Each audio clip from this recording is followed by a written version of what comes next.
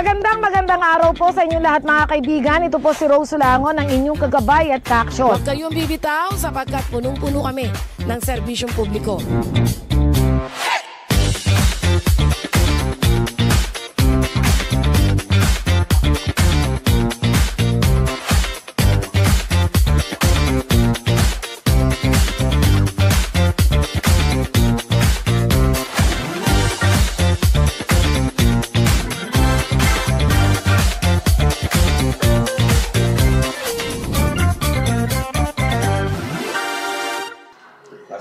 Okay, so mga kaibigan, first time natin dito sa City of San Jose del Monte, Bulacan na makakasama ang, sabihin natin, matinig sa paglilingkod bayan. Siya ay anak po ni former Mayor Roquero at they are family to public servants dahil alam niyo po, 4 silang doktor, bukod pa ang kanyang ina at ama. So ang public service, hindi na po iba sa kanya. At ngayon, mawi-witness natin yung kanyang ginagawa na sa katutak na bata ngayon pag summer. Ang nabibigyan po ng pagkakataon na hindi nagbabayad, libre sa kanila pong operation tulad. So, mga kaibigan, marami pa siyang programa. Bukod dyan, walang iba kundi si Dr. Vanessa Roquero. Konsihal, welcome sa Gabay at Aksyon program. Thank you rin po. Good morning. Okay. Pangatlong termino mo na pala ito. Yes po. Kamusta naman? Okay naman po, maligaya naman po ako na naglilingkod. Ipinagpapatuloy ko lang po ang naiwang serbisyo ng aking ama at saka po ng aking kapatid. Opo. Sa 2 taon po na inyong panunungab, dalawang termino nyo, ano po yung tinutukan nyo? Nung una po ay tayo po ay nabigyan ng pagkakataon bilang maging vice member ng Committee on Health. So tayo po ay sumuporta sa kanilang mga programa katulad ng mga libreng bakuna, yung ating pong mga medical missions, ang ating pong mga, katulad din po nung nagkaroon ng pandemic, tayo po ay isa sa mga tumulong na gumawa at maglunsad ng unang online clinic, kumbaga yung online po na tinatawagan ng doktor upang bigyan ng tugon ang kanila pong mga karamdaman. Telemed.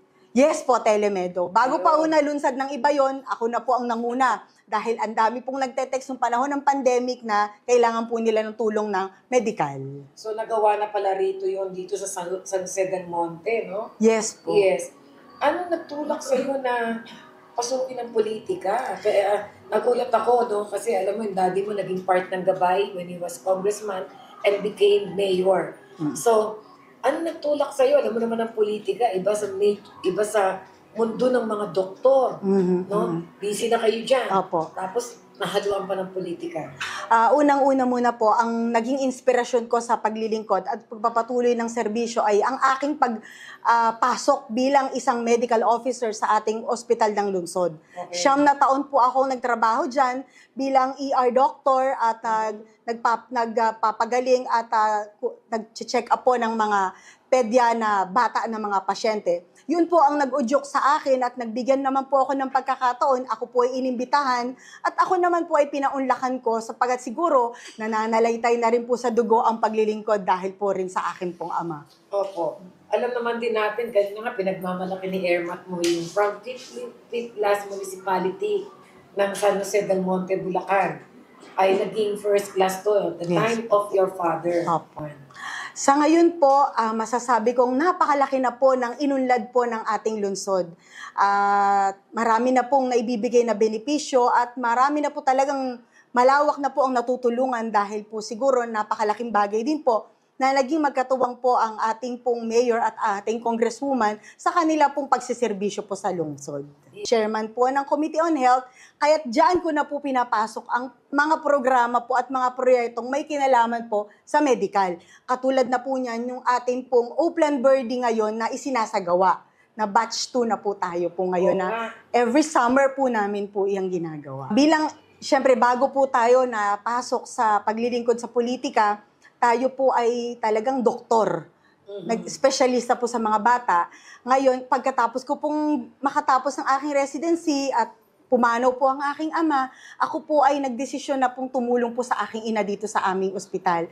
Hanggang ngayon po at ang Roquero General Hospital po ay ang unang-unang private hospital po dito po sa Sapang Palay na hanggang ngayon po ay talagang ang serbisyo ay humanitarian na po talaga na paglilingkod po dito po sa aming lungsod. At naging katuwang ko po ang aking ina sa aming paglilingkod po dito po sa aming pong lungsod. Naging role po ng aking ina ay talagang napakalaking impluwensya po sa akin dahil po unang-una siya po ay doktor at pangalawa po at siya po ang aking takbuhan sa tuwing ako po ay nagkakaroon ng suliranin lalo na po sa politika. Talagang ako po ay talagang dumaan po talaga sa butas ng karayom nung ako po ay unang tumakbo noong 2019. Kung hindi po sa kanyang mga kakilala, mga kaibigan at mga connections, baka po wala ako ngayon sa harapan ninyo. At sincere po tayo sa ating paglilingkod.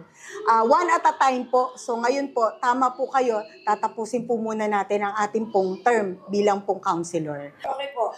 Alam mo, si Vanessa, she is an authentic person. Ano? And she is very caring sa mga kababayan niya. And I must tell you, equal ang treatment niya sa kanilang sa mga constituent. And nakita niyo naman ang husay niya magsalita, ano? At she talks with authority, with decency and grace, no? And namana niya sa kanyang tatang, no? And I tell you, ang tatang niya, she's very nostalgic sa kanyang tatang.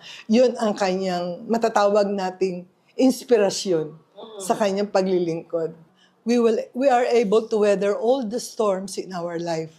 Pero ako pa rin ang best friend ng mga anak ko, and I am their rock. Patuloy po tayong mag-cooperate, patuloy po nating suportahan ang mga programa pa at ang mga proyekto na nakalaan pa po para sa ating lungsod. Correct. Siyempre, tatakrukero, subok sa serbisyo. Ayun, segue. Mga kaibigan, hindi nawawala ang kultura at tradisyon. Ito po si Rose Solangon, yung kagabay at action. Mabuhay tayong lahat, mabuhay ang sambayan ng Pilipino.